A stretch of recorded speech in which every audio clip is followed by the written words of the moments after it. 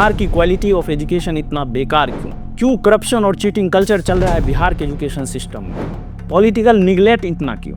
Education reform agenda को लेकर implementation क्यों नहीं? हेलो नमस्कार, मैं हूं प्रवीण, आप देख रहे हैं हेलो नवटूल चैनल। तो चलिए आज हम बात करते हैं बिहार के एजुकेशन सिस्टम पे, थोड़ा इतिहास में भी और थोड़ा प्रेजेंट में भी। तो सबसे पहले हम शुरू करेंगे इतिहास से। वो था बिहार के एजुकेशन सिस्टम का गोल्डन पीरियड। तो चलिए आपको हम अभी से कम 1500 साल पीछे लेके चल रहे हैं। जी हाँ, आपने बिल्कुल सही सुना है, 1500-1600 साल पीछे, जहाँ से बिहार की शैक्षणिक विरासत की शुरुआत होती है दो विश्वविद्यालयों से, नालंदा और विक्रमशिला। नालंदा विश्वविद्यालय 5वीं शताब्दी में स्थापित की गई थी और माना जाता है कि उस समय में ये दुनिया की पहली आवासीय विश्वविद्यालय थी, जहां विद्यार्थी के पढ़ने के साथ साथ खाने और रहने की भी व्यवस्था थी। इसमें हम इतने विकसित और डेवलप्ड हो गए हैं, 50 स्टूडेंट पे एक टीचर उपलब्ध नहीं है, लेकिन उस समय में 10,000 छात्र पे 2,000 शिक्षक हुआ करते थे। लगभग हर 5 छात्र पे एक शिक्षक हुआ करते थे। इतना ही नहीं, यह सिर्फ भारत का शिक्षा केंद्र नहीं था, यहाँ दुनिया के लगभग देश से छात्र आते थे पढ़ने के लिए, जैसे चीन, फ्रांस और कोरिया से छात्र पढ़ने आते थे। इसी शिक्षा को बढ़ावा देने के लिए 8वीं शताब्दी में एक और विश्वविद्यालयों की स्थापना की गई, जो थी विक्रमशिला विश्वविद्यालय। जो स्थापना है वो पाल वंश के राजा धर्मपाल जी के द्वारा किया गया था। इस संस्थान शिक्षा, संस्कृति और वैश्विक ज्ञान के आदान प्रदान के प्रतीक थे। ये उस समय में हमारा एजुकेशन सिस्टम इतना स्ट्रॉन्ग था जब ना इतनी टेक्नोलॉजी थी, ना इतना संसाधन हमारे पास, तब ना सरकारें हुआ करती थी, ना जनता के पास इतने पैसे। राजाओं के द्वारा ऐसा किया जाता था।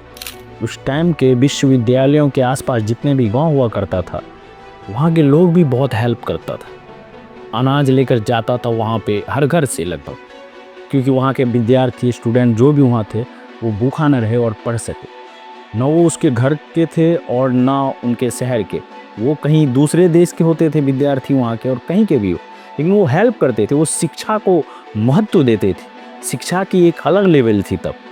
आज के एजुकेशन सिस्टम की तो बात ही छोड़ दीजिए, लेकिन उस टाइम पे शिक्षा को बहुत अपर लेवल पे देखा जाता था। ऐसा था हमारा भारत, जहाँ पे चीन भी पढ़ने आता था। एक आज का समय है, हमारा देश 5 ट्रिलियन इकोनॉमी का है, हम दुनिया के टॉप 4 देश में आते हैं, फिर भी हमारे देश की शिक्षा ऐसी है कि कहना ही बेकार है उस पर। और जिस चीन की बात हम हमेशा करते हैं ना, उस चीन की आगे जाने की तो बात छोड़िए, हम उसकी बराबरी तक नहीं कर सकते शिक्षा में।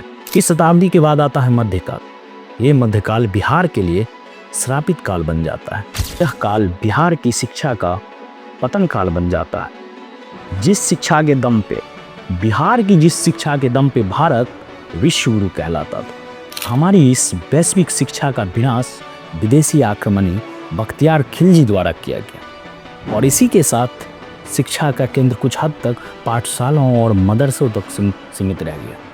और यहीं से अंत होता है बिहार के स्वर्ण शैक्षणिक युग का। फिर आता है ब्रिटिश काल, और ब्रिटिश काल में ही बिहार में आधुनिक शिक्षा प्रणाली आई। तब पटना विश्वविद्यालय 1917 में स्थापित हुआ, जो उच्च शिक्षा का केंद्र बना। इस काल में ही बिहार से कई ऐसे विद्वान निकले जिन्होंने स्वतंत्रता संग्राम और प्रशासन में कई योगदान दिए। हालांकि जो शिक्षा है ये उस टाइम पे अंग्रेजी शासन काल में शहरों तक ही सीमित रही, और ग्रामीण इलाके जो था वो पिछड़ता चला गया। बढ़ते समय के साथ 1947 आया और हमारा देश स्वतंत्र हुआ, और हम सब स्वतंत्र हुए, और हमारा देश कई कठिनाइयों से उस टाइम जूझ रहा था, और इसी बीच हमारी शिक्षा भी उत्थान और संघर्ष में पिस रही थी। इतने कठिनाइयों के बाद भी 1947 के बाद बिहार ने कई बेहतरीन छात्र, कई अवसर और कई शिक्षक दिए। लेकिन धीरे धीरे राजनीतिक हस्तक्षेप, बुनियादी सुविधाओं की कमी और भ्रष्टाचार ने शिक्षा व्यवस्था को बिल्कुल कमज़ोर कर दिया। ऐसे ही चलते चलते अब आया आज का समय, जो आशा और चुनौतियों से भरा पड़ा है। बट आज की शिक्षा व्यवस्था कई कमियों से जूझ रहा है। Lower quality of education, drop out और संसाधनों की कमी। बट हमारे सरकार ने कुछ काम भी किए हैं, जैसे मिड डे मील, साइकिल योजना, छात्रवृत्ति और डिजिटल शिक्षा जैसी योजनाएं भी लाए।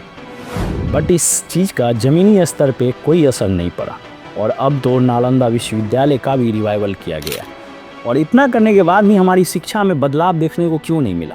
और ऐसा होगा भी नहीं, क्योंकि हम जिसे चुने हैं वो जनता का दोस्त नहीं, जनता का सेवक नहीं, जनता का मालिक और दुश्मन बना बैठा है। लेकिन इन सत्ताधारियों में कुछ राक्षस प्रवृत्ति के भी होते हैं। उन्हें राक्षस भी कहे तो गलत नहीं, क्योंकि उन पे कई हत्याएं, कई मार करने की कोशिश और कई सारे केसेस चलते रहते हैं। और उनमें ना कोई दया होता है, ना कोई भावना, ना आपके प्रति, ना आपके समाज के प्रति, ना आपके राज्य के प्रति। आपका दोस्त, आपका सेवक वो जभी बन सकता है जब आप एक अच्छे नेता को चुनेंगे जो आपके लिए काम करे, आपके भविष्य के लिए काम करे। क्या हम सब ऐसा कर पाते हैं? एक मिनट आप सोचिए, जब आप अपने बच्चे के लिए खिलौना तक खरीदने जाते हैं तो उससे दुकानदार से 10 बार बार्गेनिंग करते हैं, अच्छा देखते हैं, बुरा देखते हैं, टूटे, यानी जबकि आपको पता होता है वो खिलौना है, जब आपके बच्चे उससे खेलेंगे तो वो टूट ही जाएगा, फिर भी आप इतने बार्गेनिंग करते हैं और इतनी मजबूती देखते हैं उसको। लेकिन जब आपके बच्चे के भविष्य की बात आता है तो आप एक मिनट नहीं देखते कि जो वोट मांगने आया है उससे ये तक नहीं पूछते कि भाई आप कौन हो और क्यों वोट दूं, और हमारे बच्चे के लिए आप क्या करोगे। और ऐसा कुछ नहीं होता। इसीलिए आज हमारा बिहार या हमारे बिहार की शिक्षा का स्तर इतना बुरा है, क्योंकि हमने कभी कुछ पूछा ही नहीं। कोई आता है कोई पैसे के लिए, तो कोई जाति के नाम पे, कोई धर्म। अरे एक मिनट यार, जाति धर्म का वो उतार के, पगड़ी उतार के रख दो ना साइड में। अपने बिहार के लिए, अपने भविष्य, अपने बच्चे के लिए सोचो। और देखो कैसे बदलता है राज्य और आपके बच्चे का भविष्य और आपका भविष्य। लेकिन ये तो सोचना नहीं है। हम और आप सोचते हैं कि बस हम कमाते हैं, हमारा घर उसी से चलता है। लेकिन कब तक हम मजदूरी करते रहेंगे? अगर हमारे राज्य बिहार में अगर फैक्ट्री भी आ जाए, कई ऐसे पॉलिटिशियन नए आए हैं जो कहते हैं कि हम फैक्ट्री लाएंगे, हम यहाँ रोजगार देंगे, यहाँ पे जो है बेरोजगारी ख़त्म करेंगे। लेकिन कैसे? ऐसे ही ना, यहाँ के मजदूर को बिल्कुल मजदूर ही बना के। अगर फैक्ट्री भी आ जाए, अगर आपके पास अच्छी योग्यता नहीं है, इसके बाद भी आपको अच्छी जॉब नहीं मिलेगी, क्योंकि अच्छी जॉब के लिए आपको चाहिए बेस्ट एजुकेशन, जो आपके स्कूल या कॉलेज में नहीं दिया जाता। और बड़ी नौकरी के लिए चाहिए प्रोफेशनल डिग्रियाँ, जो आपके यहाँ नहीं मिलती, और मिलती भी है तो इतने कॉलेज इतने बेकार हैं या उनकी वैल्यू नहीं है कि वहाँ से आप कुछ कर नहीं पाएंगे। इसलिए अगर आपके यहाँ फैक्ट्री आ भी जाती है तो आप मजदूर बन के रह जाएंगे। और ऐसी क्वालिटी ऑफ एजुकेशन कहीं मिलता है तो उस जगह का नाम है प्राइवेट स्कूल, जो किसी प्राइवेट संस्था द्वारा चलाया जाता है। और सोचने वाली बात यह है कि वहाँ सबसे बड़ी लूट है और गरीबों को वहाँ सबसे ज़्यादा मारा जाता है।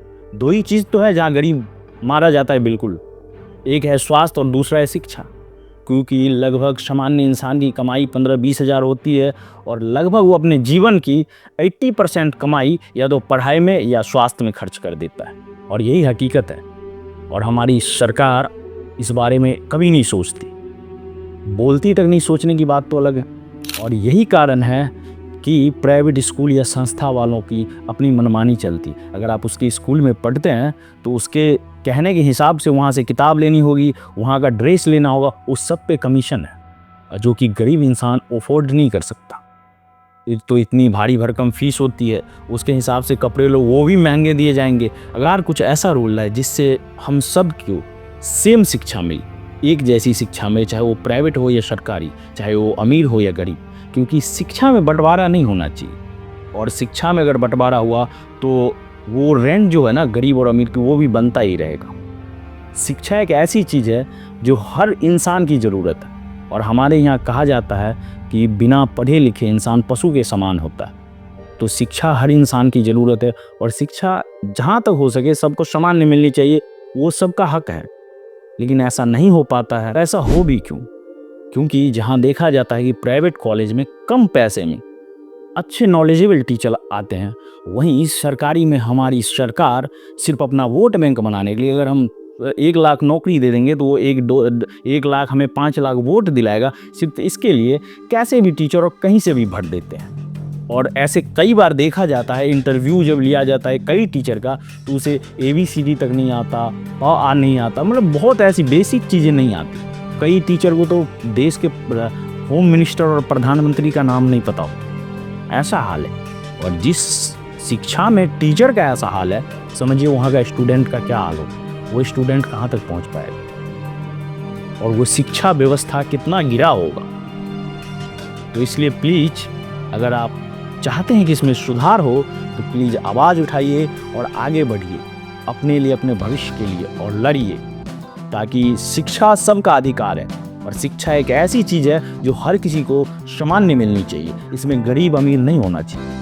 छोटी सी बातचीत थी आपसे समझने और समझाने की, लेकिन अगर आप चाहते हैं कि बिहार एजुकेशन सिस्टम पे और बिहार के सरकार के इस व्यवस्थाओं पे खुल के वीडियो लाऊं, एक्सपोज करूं इस चीज़ को, ताकि आपको फ़ायदा पहुंच सके और मैं एजुकेशन 2 वीडियो लाऊं, तो प्लीज़ कमेंट में अपनी राय दें और हमारी मनोबल बढ़ाएं। नहीं लोगे अच्छी शिक्षा तो मांगोगे भिक्षा। और इसी के साथ मैं विदा चाहता हूं और आप ऐसे ही बने रहे हमारे हल्लो नपटोल चैनल पे।